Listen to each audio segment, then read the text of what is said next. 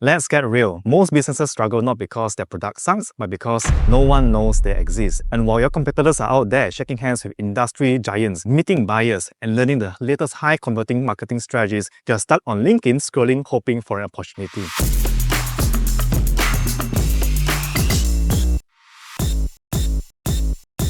Marketing moves fast.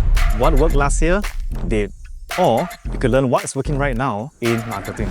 You keep cold calling and hoping for a reply. Or you could come and shake hands with decision makers, form partnerships, and grab opportunity by its neck. Now, this isn't some feel-good kumbaya high-five your neighbor sort of event. You actually walk away with strategies you can implement tomorrow.